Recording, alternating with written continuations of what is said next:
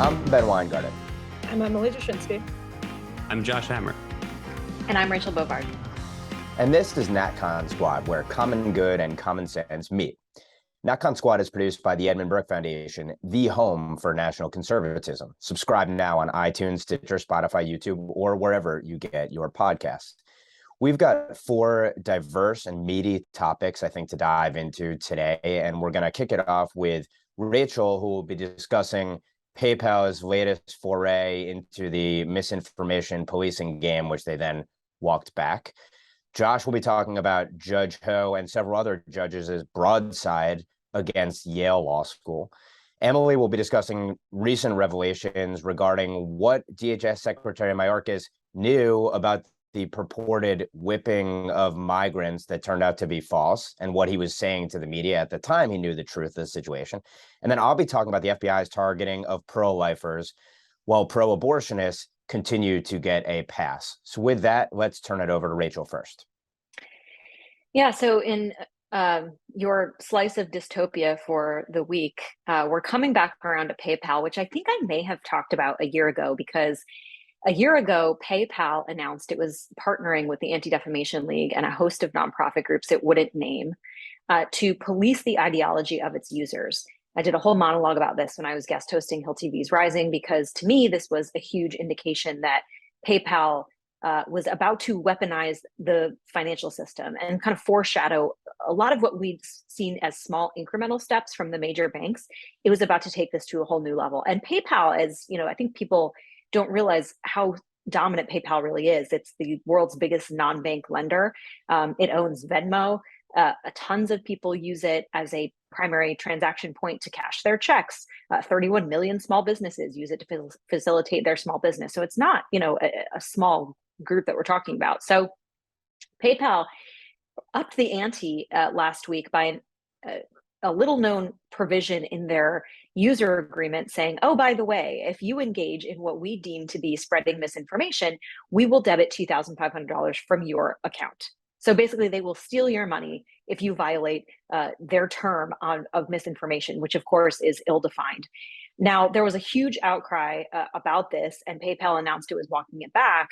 But Eugene Volokh over at Reason Magazine was talking about the fact that even though they've walked back the misinformation part, they still maintain provisions that say they will fine you $2,500 for promoting, quote, discriminatory behaviors and intolerant behaviors. Again, subject only to PayPal's interpretation. So this is worth talking about because, one, it's a horrendous policy, obviously from PayPal, but I do think it is beginning to foreshadow what I think is a very dark turn in American finance, which again is saying, we will debank you, or we will not give you access to financial institutions, financial products, if you think or write or talk a certain way. This is the weaponization of capitalism at a level that we haven't seen. But we've seen it at the top of the stack. We've seen it from social media companies. We've seen it from service organizations, like Uber, but we haven't seen it at the sort of lower end of the stack, the things that facilitate the economy. And by cutting off users from accessing basic functions of the economy, you are literally weaponizing capitalism against the outgroup. So I think the question is, what do you do about this? And I don't know. I'm seeking for answers. The right, I don't think, has a lot of good ones. It's almost like you're dealing with a public accommodation issue at this point. I did see Rohit Chopra on CNBC this morning saying that Rohit Chopra is the head of the CFPB, the Consumer Financial Protection Bureau, saying that his agency is going to look into this because in his mind, he doesn't think that fintech, financial tech, should be able to, fine users for First Amendment protected activity. So that's an awkward alliance that may develop between conservatives and the CFPB, two groups that normally don't like each other. But I open it up to the group because I'm really struggling for what to do about this development, and I'm worried it might spread. Well, I mean, this is the $1 million question of the right's current approach to politics. I mean, I think what first kind of came onto the horizon as kind of a technology-centric, kind of Section 230 perhaps centric conversation 3 years ago has now morphed into a broader conversation about what we kind of the subjugated and dehumanized half of the citizenry that has kind of this state corporate fusion assaulting our way of life on a seemingly daily basis. What do we do about it? And I'm not going to pretend like I have all the answers either, but Rachel, I think you used a very key phrase there, which is public accommodation. I mean, last month I was out at Claremont's Constitution Day Symposium, and I kind of gave a talk about common carrier regulation and technology and the Civil Rights Act. And the paradigm, the conceptual paradigm that I think we on the right have to kind of take to this conversation is that platform access, financial services access, these are civil rights. These should be viewed conceptually, both legally and politically, to the extent that it is feasible or prudential. These are modern 21st century civil rights. And the same way that the Civil Rights Act was effectively kind of a public accommodation statutory remedy to obviously the moral abomination of Jim Crow, so too should we, from a legal perspective and really ideally from a policy perspective, from a legislative perspective, we should think about this along the same lines as kind of the imperative to have a civil right to access and not be deplatformed, not be debanked. So what does that mean in concrete terms? Well, I mean, I think that kind of knowing what time it is, so to speak, on this issue, I think has to kind of get you to the conclusion that it is time to amend the Civil Rights Act at this point to add political viewpoints, non-discrimination as kind of an additional protected class. Now, look, I'm familiar with kind of the Chris Caldwell thesis, obviously, as far as kind of how the Civil Rights Act has been totally weaponized and the DEI bureaucracy.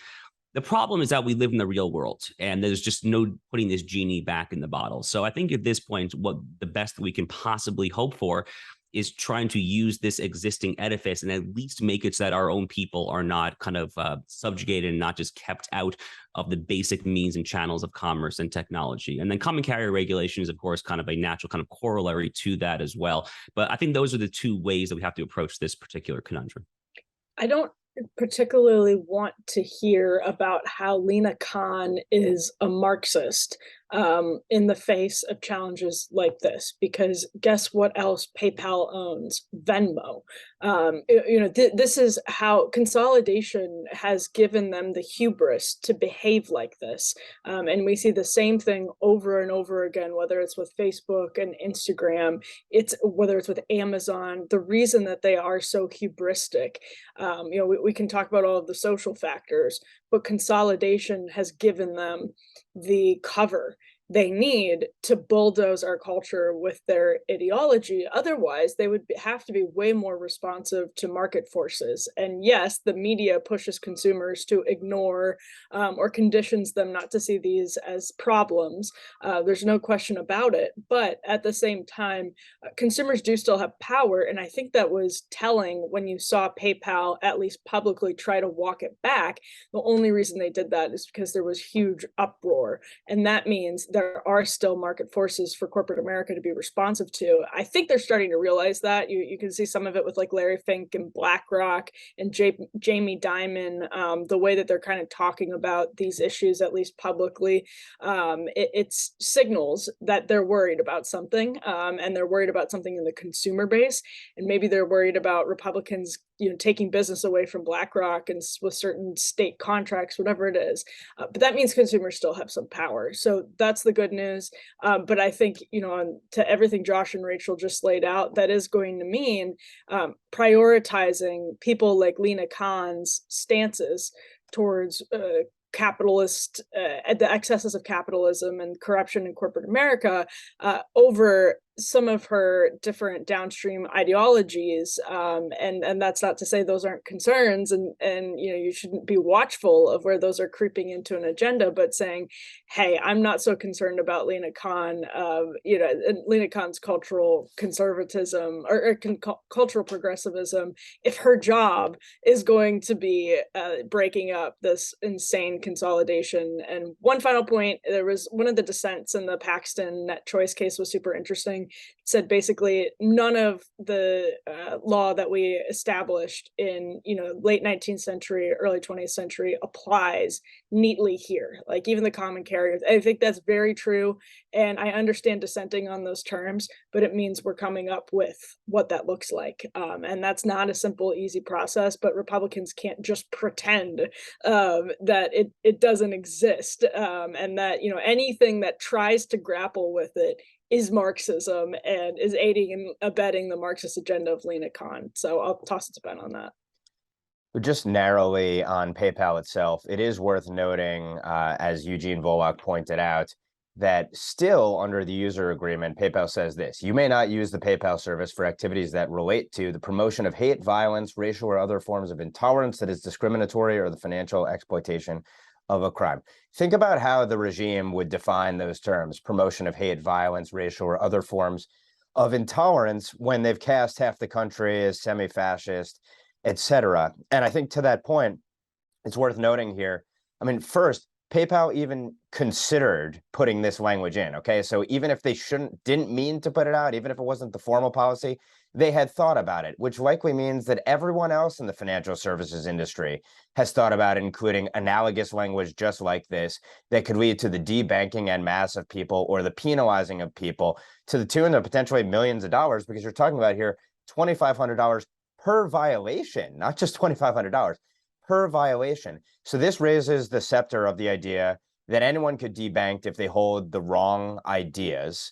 Obviously, this extends beyond financial services to a whole slew of other services as well. But I think this is one of the most chilling forms of the weaponization of all of the regime's levers, public and private, against us. And by the way, would you be shocked if the regulatory authorities themselves were promoting, or at least had talked with companies about implementing these sorts of provisions? I certainly wouldn't be. So I think, as with the big tech and the government, you have mutual admiration for these sorts of policies on both sides. And I would expect that regulators may ultimately push down this road as well, which is why there have to be viewpoint non-discrimination policies on the books. I think it's ultimately the only way, because that's where this slippery slope ends up if it persists. So with that, let's turn it over to a different topic now and go to Josh on canceling the cancelers at Yale. It's actually really not that different a topic, actually. I mean, it's kind of the same idea of viewpoint non-discrimination, which kind of, I think, is the natural segue from our first topic to our second topic here. So in the interest of full disclosure, this is a matter of public record. I mean, I clerked on the U.S. Court of Appeals for the Fifth Circuit for Judge Jim Ho. He was one of President Trump's first two nominees to the Fifth Circuit, along with Don Willett. Helped kind of kick his chambers off. And one thing that Judge Ho has done really repeatedly over the past, well, really since he started in his judicial chambers, honestly, that first year that I was working for him, he has kind of taken he has kind of taken the initiative to call out BS when he sees BS. Obviously, to the extent that he can do so within judicial opinions itself, he has done that, and in various speeches and so forth as well. Earlier this year, he kind of made a lot of headlines. He went to Georgetown Law School, and he was planning to talk about originalism, some kind of theoretical talk.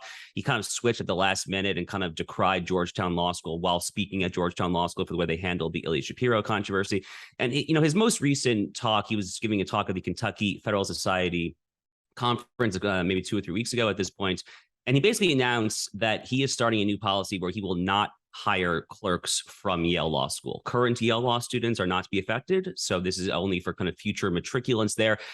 To kind of give the lay of the land here, I had a couple of friends kind of message me about this, and they said, "Oh, why stop at Yale?" Well, there's a few reasons as to why Yale is the most important here. First of all, Harvard Law School, University of Chicago, where I went, Stanford, there were a lot of elite legal institutions. Yale has been ranked #1 every single year since the rankings came out in the 1980s. They place well above any other law school as far as kind of academic placements, Supreme Court clerkships, federal courts of appeal clerkships, you name it.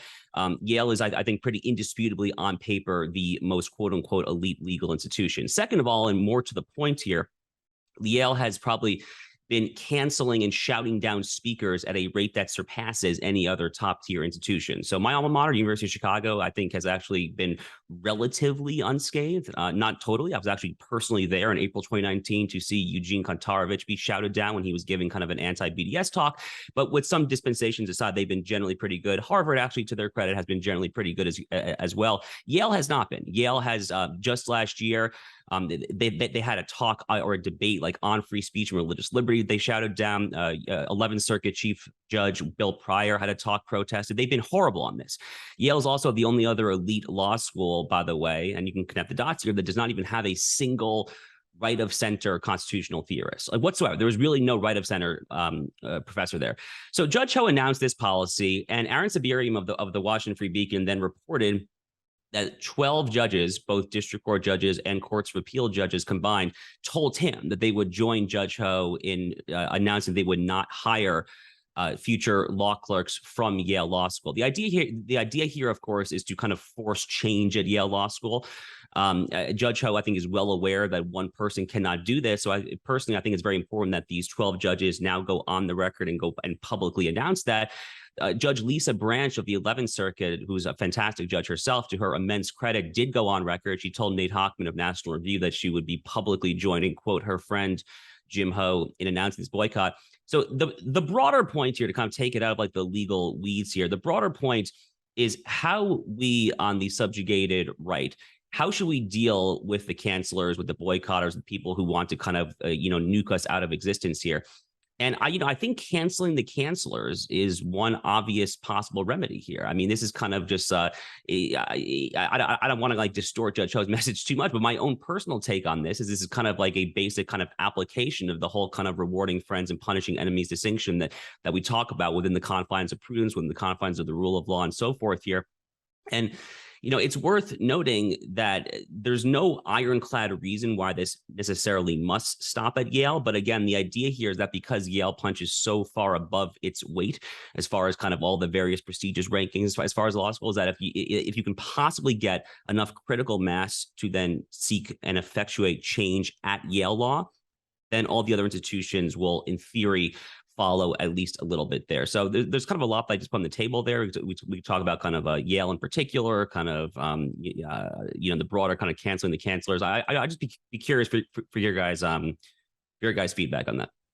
I think what you started by saying is totally correct, that this isn't really that different of a story at all. And one of the similarities is that there's this response coming from not the market in this, but well, I guess it is in some ways the market, but from people, stakeholders, and people who can create incentives and shift incentives for places like Yale. Now, this is something not to blame Judge Ho at all. We were all sort of, or a lot of people were sort of behind on this, but like this is a threat that should have probably been made good on 10 years ago, and maybe even 5 years ago, things like that. But I don't think the incentives were there for people to weigh in the same ways, and I totally understand all of that. And it's very true that things have accelerated beyond what anybody would have expected in the last 5 years, or the last couple of years. But that is happening now. Of course, my lights just went out in my office because of the automatic sensor. But other than that, I think it's one of those stories that shows the incentives are shifting. The incentives are shifting because people are sick of this, and that is extremely, extremely powerful. But of course, this is one of those factories for the ruling class and powerful people. And so this is not just like a minor sort of academic trivial story. This is actually very serious, and it's I think a very good sign in the right direction. Yeah, it was kind of interesting, taking out even the whole concept of cancel culture. People that were criticizing Judge Ho, I think, correct me if I'm wrong, but I think there was a piece in National Review like criticizing him, or somewhere else being like, well, we're above this kind of thing.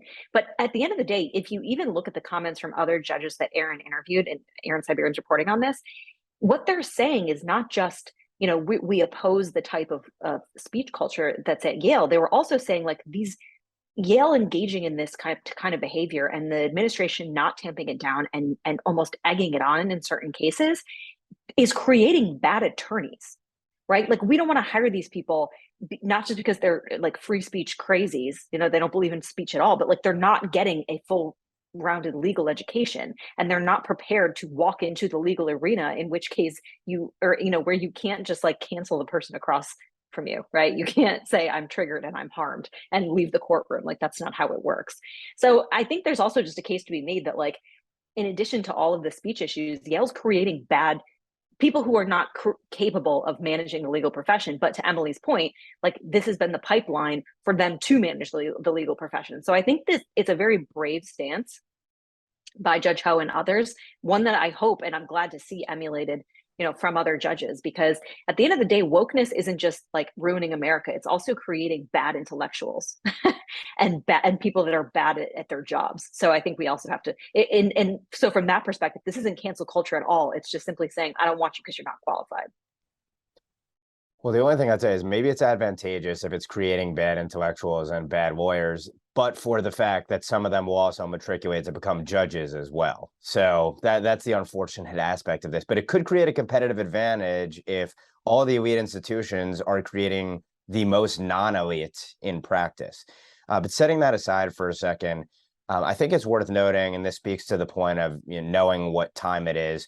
Judge Ho also put out a law review article that kind of builds on his remarks. And I just want to quote briefly from it in terms of the argument about essentially, well, you're stooping to their level. Like, aren't you engaging in cancel culture by canceling the cancelers? And he says this: there's this criticism that boycotting Yale amounts to viewpoint discrimination and retaliation. I don't know if this criticism is the result of extreme naivete or gross deceit, but either way, it misses something fundamental about the state of our world today. Viewpoint discrimination and retaliation are already occurring right now, and he provides numerous examples of it in this law review article. And I've explained why they're illustrative rather than isolated. So the only question for us today is whether we should just continue to suffer viewpoint discrimination and retaliation or put a stop to it. And so this has to be, I think, one tactic among many. He also, in this law review article, addresses some other criticisms and basically says that for those who are talking about stripping federal funding from relevant institutions that don't respect speech, or for donors to pull their funds, he basically says, yeah, sure, all of the above, but this is the stand that I can take as a federal judge. Obviously, some other federal judges have been so moved as well. And I think it's important to note that one person in a prominent position boycotting one of, if not the most influential institutions in a particular field, can move mountains, can potentially effectuate a sea change. Schools don't like when they're directly attacked, particularly by prominent individuals, just like corporations don't like it. To Emily's point, why is it that Larry Fink today bristles when he's accused of being a woke capitalist? Well, it's precisely because there has been finally some holding of these institutions as feet to the fire. It doesn't mean that we're winning per se, but it does mean that they hear us. And given that all of these institutions have been captured by the left, I think in large part because they feared the backlash from the leftists, I think it shows that you have to fight fire with fire here. And so those who stick their necks out and courageously oppose these institutions, especially people in positions of power, I think they ought to be celebrated, applauded, and more ought to step up in a whole slew of fields beyond the judiciary branch. Yeah, and really, really quick, and then let's send it over to Emily. If I can just put a button on this.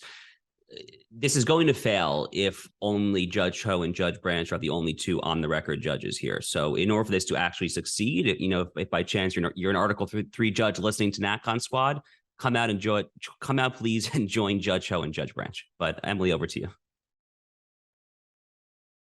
I would love to know if there are any such judges listening to NatCon Squad.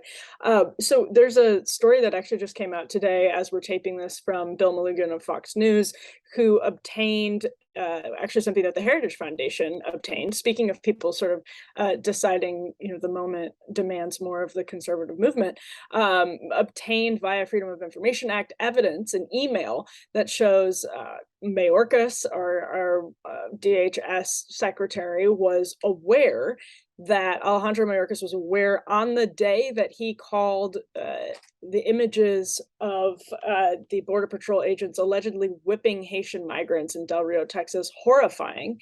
He was made aware of an article that quoted the photographer who had taken the picture, saying they did not see anybody whipping migrants. It was obviously a false narrative from the beginning. I believe it actually began with a Dem staffer, a blue check Dem staffer, who then started getting retweeted by journalists, and journalists piled on to the point where the president himself weighed in a way that condemned these Border Patrol agents who were trying to stop Haitian migrants from rushing the border, physically rushing the border and getting into the country. So it's kind of an amazing story, because I've seen already chatter that this is what demands. This is more evidence that Mayorkas should be a target of Republican impeachment efforts. Come January, should Republicans control the House, the Senate, or both, that this is more, that this shows, I think there's a real sort of appetite on the right to immediately start an impeachment process for Mayorkas. And I think that chatter is quite interesting because Republicans believe the border crisis is something that can be sort of used on a bipartisan basis to create support for policies that overturn or undercut the Biden administration's efforts basically to preside over an open border in effect, not legally, technically an open border, but in effect, basically an open border. So Mayorkas is overseeing all of this. He's getting so little heat from the media. And here we have more concrete examples of how they attacked a Border Patrol agent, people who are putting their lives on the line to try and uphold some semblance of law and order on the border, despite directives from the Biden administration, and despite incredible pressures that are coming from south of our border, incredible amounts of people. They're putting their lives on the line, and they are being trashed by somebody who knows better. Maybe he didn't read the email. Who knows? But at the very least, it's more evidence that he didn't do his due diligence before trashing his own Border Patrol officers who are putting their lives on the line. It's just disgraceful leadership, and it shows what an incredible stranglehold the sort of the pressures of woke culture have put on Democrats. A DHS secretary, right? Like not a far left progressive Brooklyn activist, DHS secretary Democrat, to act like that. Just really despicable. And so I'll toss it open to the group with that kind of broader framing that, this is showing Republicans really want Mayorkas out and may take steps in the future to get him out. Yeah, I have no other issue, I think, has this administration just been so shockingly revealed as just liars. And they do it when the evidence is like presented to them and they say, no, that's not happening. Like literally, don't believe your lying eyes. Like how many times has Karine Jean-Pierre said from the podium, oh, the border is closed. Kamala Harris is like, oh, the border is secure. Meanwhile, and they talk about Ron DeSantis engaging in human trafficking, sending 44 migrants to Martha's Vineyard, when you have literally $1 billion human trafficking trade at the border because because this administration refuses to do anything about it. It is maybe one of the top 5 most ludicrous things I've ever seen in politics. And the fact that they think they can get away with it is just shocking to me. And the fact that they think we can't see this. Like we see them lying about these things. Like we see images of 15,000 migrants under a bridge in Del Rio at the same time as Karine Jean-Pierre saying, oh, the border's closed. The border's secure. Like it's just a level of I don't even know what to call it. It's lying, but it's also something else that I can't, maybe y'all can think of a better word for it, but it's just shocking. And honestly, I think it's a perfect place for House Republicans to engage. I have to hope they do engage meaningfully, right? Like bring a strong case against Mayorkas on this issue, because it's not just Mayorkas, it's the entire administration. I'm not sure how much I have to add. I mean, I agree with Rachel that there's probably no issue once the administration has been so duplicitous, has been so catastrophically bad, frankly, has been so catastrophically evil. Our friend Saurabh Sharma is down here in Miami, where I live, for like this Lincoln Network Tech Conference. So I saw him last night. I'm probably going to see him again later today to say that we're recording. So I kind of rewatched Saurabh's NatCon speech from the Miami conference last month to kind of just remember what he said before I saw him. And the way that he phrased it was very well. I don't remember exactly verbatim how he phrased it, but he basically said that the Biden administration's failure to do anything whatsoever pertain to what is happening at the border amounts to a moral war on the middle class. And that's what it is. I mean, like it is willfully and disingenuously just taking the American middle class, the working class, and just throwing it under the bus, just sacrificing any and all of their economic integrity and not just economic, obviously, but kind of just like their appreciation of the rule of law, of a basic means of what the American way of life is. I mean, legal immigration is obviously just a total mess in and of itself. But I guess the broader point here with Mayorkas in particular, and I agree with both of you guys, that there should be probably impeachment discussions pertaining to this just outrageous. It's just outrageous treatment of the U.S. Border Patrol, which by all accounts and based on everything that I've read about it over the years, is an agency that, in good repute and in good standing, certainly much better than our intelligence community or anything like that. I can tell you that. But, look, don't let facts get in the way of a good narrative. Right. I mean, isn't that what this is? I mean, like, this is just like example number like 1,400,020 of like, don't let facts get in the way of a good narrative. I mean, it kind of all comes back to Alinsky tactics, the means always justify the ends, blah, blah, blah. And like, to me, that's very much what's going on here. And like their end, to be clear, is, diluting the American citizenry, stripping them, as Sarab said in his NatCon speech, of any kind of moral claim to a decent working class, middle class job, stripping them of any kind of fealty or acknowledgement of our proper American heritage. And the ends necessarily justify the means, and here that means just blatantly, obtusely lying. It's disgusting, and it should be called out. Well, I look forward to Secretary Mayorkas claiming he first heard about these emails in the New York Times or wherever, although given that the New York Times, et cetera, probably won't pick up this story, maybe he won't even ever have to address it. I do think there is an irony here. I mean, yes, this is an illustrative episode of, you could argue, certainly on the merits at least, high crimes and misdemeanors engaged in by the DHS secretary who's essentially overseeing an invasion of our borders and not enforcing the laws. But here you have someone who is overseeing an invasion of the borders, engaging in self-flagellation against his own agency, Border Patrol agents, while slandering them as whipping migrants. I mean, that is the narrow story here. The broader one, I think, to Emily's point, is that wokeness demands this, and the open borders agenda demands this. Essentially, what Mayorkas argued here by engaging in this willful neglect of the truth and putting forth this spurious narrative is that we shouldn't have any border defense, that they are morally in the wrong to be defending the country. And of course, they didn't do so in the gruesome way that was depicted here. And his arguments essentially are aimed at destroying the morale of the agents, or certainly could destroy the morale of the agents. Who's going to defend a border when you're accused of being a racist and a bigot for doing so? And that, of course, will only lead to future increases in illegal immigration into this country. So on every single level, this is despicable.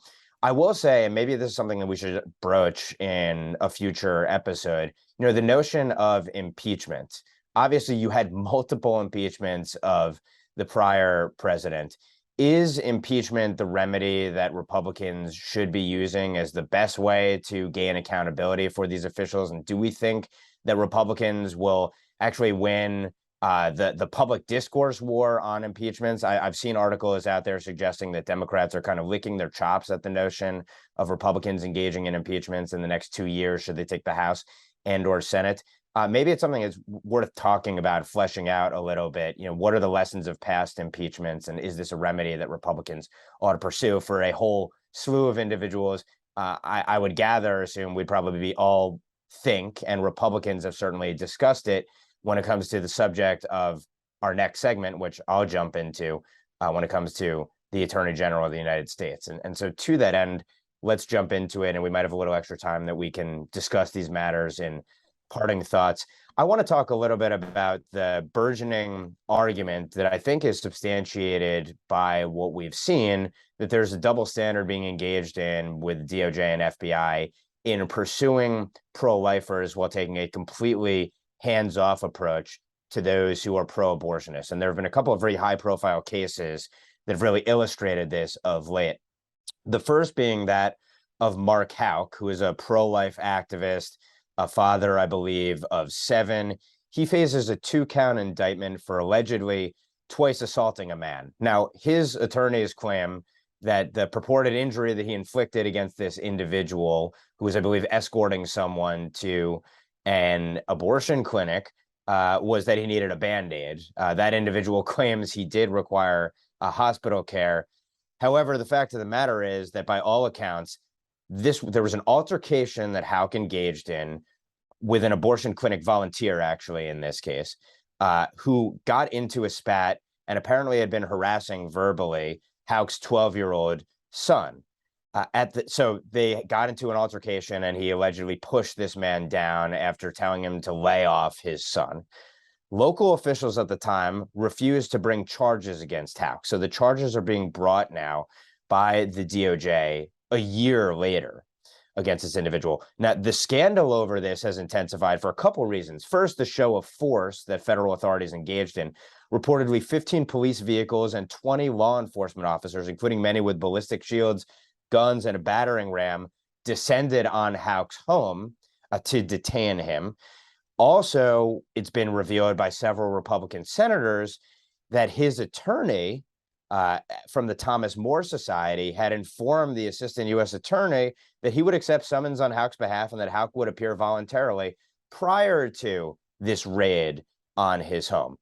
He faces potentially massive charges under the FACE Act, and so do 11 other pro-life protesters who were indicted for alleged FACE Act violations, some of them for conspiracy as well, since they organized this protest in question on Facebook for protesting at a Tennessee abortion clinic also last year. Some were arrested that day and released on misdemeanor trespass charges.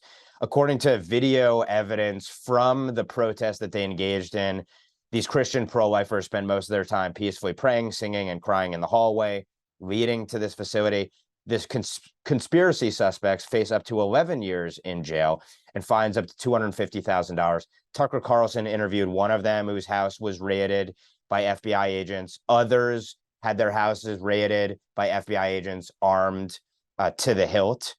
And so there's a question of, why? Is this proportionate with these misdemeanors, at least alleged by local authorities, that were dismissed in real time?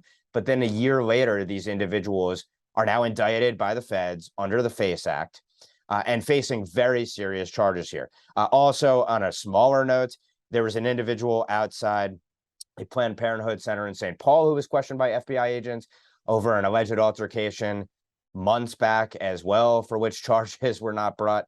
So there would seem to be a pattern here. And I think it's ironic, by the way, that if you go to the DOJ's page and look at this FACE Act, it says, the FACE Act is not about abortions. The statute protects, I'm quoting from this page, all patients, providers, and facilities that provide reproductive health services, including pro-life pregnancy counseling services and any other pregnancy support facility providing reproductive health care. So that leads to the question, attacks on the other side, on pro-lifers. Are they being prosecuted by the DOJ? And as Josh Hawley raised in a letter on the Houck case, he notes that there have been 104 incidents of extremist violence against pregnancy resource centers, churches, and pro-life Americans since the Dobbs leak, attacks including fire bombings and arsons. An 83-year-old woman was shot while engaging in pro-life activism in the last several weeks as well. And Hawley says that despite my repeated requests, you still, and this is a letter to the DOJ, have not identified a single prosecution the Department of Justice has taken in response to this epidemic of violence against pro-life Americans. That, of course, is on top of the non-prosecution of those individuals who illegally protested in front of Supreme Court justices' houses on grounds of opposing, at the time, the pending Dobbs decision. And according to reporting out there, basically the FBI has said, they are investigating a series of attacks on threats targeting pregnancy resource centers, et cetera. But to date, there has been not one prosecution. And so this leads to the question of a few questions. Why are they bringing these charges now? Do we think these charges have any merit? And I think based on the facts of these cases, probably not, based upon at least our limited understanding of them. Why does the DOJ feel a need to go after pro-lifers while protecting abortionists, and particularly, less than 60 days out from a midterm election? And what does this portend? If you're going after pro-lifers and not prosecuting pro-abortionists who are engaging in real acts of violence, what does this mean for a whole slew of other issues coming down the pike in the future? I kind of turn it over to the group for your observations and takes on any or all of those questions.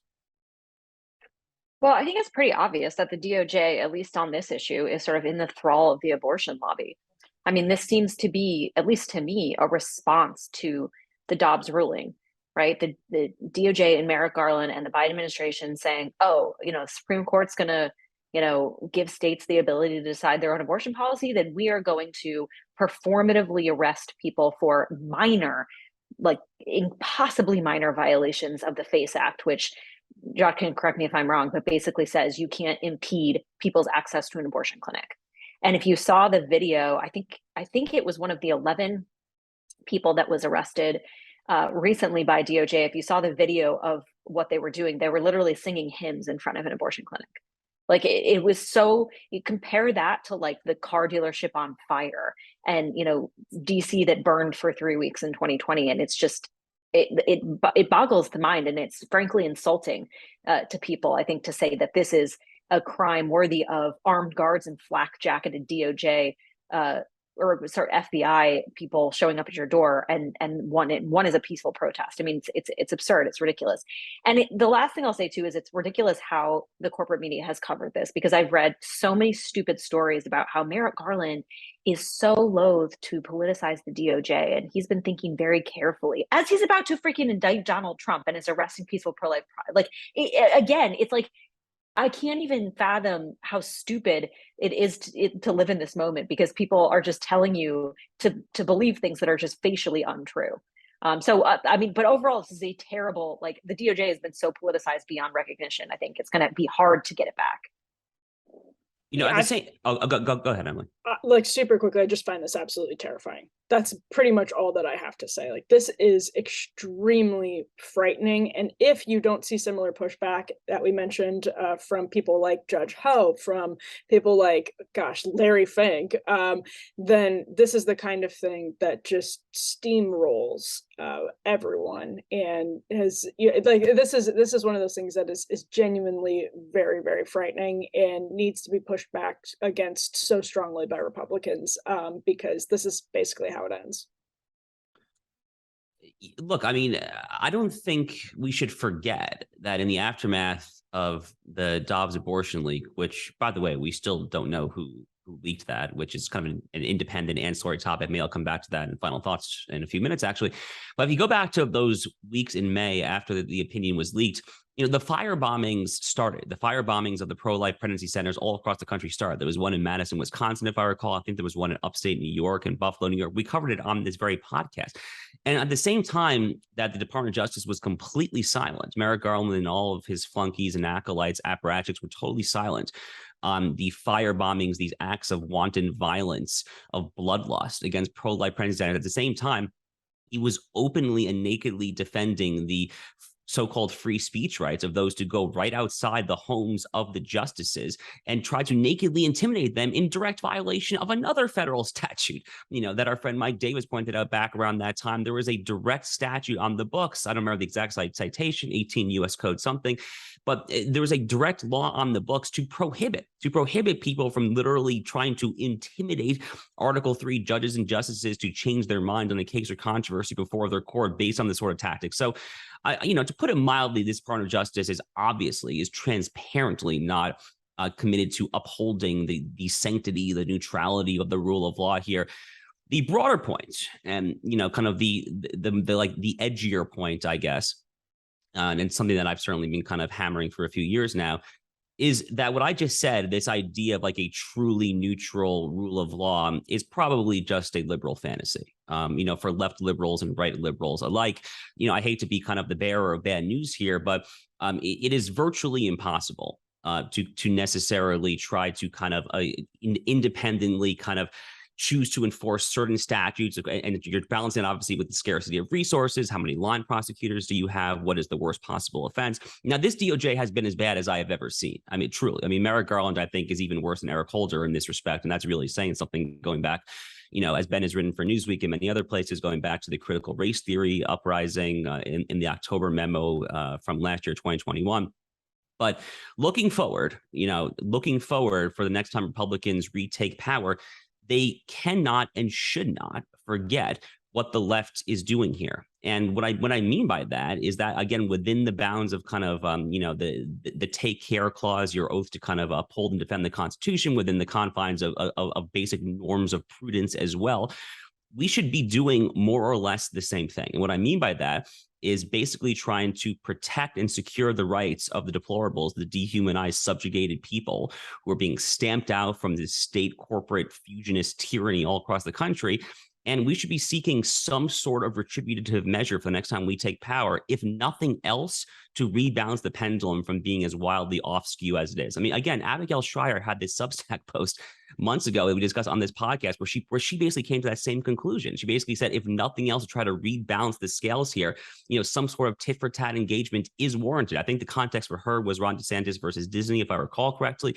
But this is what we need to happen the next time the Republicans retake power in DC. I can't say I'm particularly optimistic that it will happen here, but we absolutely cannot forget this grotesque weaponization and prosecution of political enemies and mollycoddling of political friends. So with that, let's open it up for final thoughts. So I actually, in my final thought, I want to kind of try to answer Ben's question about, impeachment being a meaningful exercise, and even get to Josh's question too about like what Republicans can do about this should they take power. Because I think as a pure question of congressional strategy, a lot of this is actually going to come down to spending. And what I mean by that is this: we are going to be facing a divided government. Like, Joe Biden is still going to be in the White House for the next 2 years. Republicans have the ability to throw down on all of these fights in the appropriations process. And what I mean by that is, like, Congress is responsible for funding the government. Right now, they do it in these like massive omnibus bills that nobody reads and no one debates, and there's no, meaningful amendment process at all. But if Republicans are in charge of even one or both chambers, appropriations is all they should do, because in those bills are something called riders that direct funds, that prohibit funds, that can, to the extent that you can make policy by withholding or forcing funds, that's how you do it. They can withhold funds from the DOJ. They can withhold funds from, certain offices in the FBI. They can withhold funds from DHS, and they can address some of this border stuff. Like, this is where that fight needs to happen. But historically, Republicans are so loath to do it because they're like, we don't want to shut down. We don't want to engage in these politics. I'm sorry. This is the only thing they're potentially going to be able to do. Because any legislative effort they put forward, Joe Biden's probably going to veto.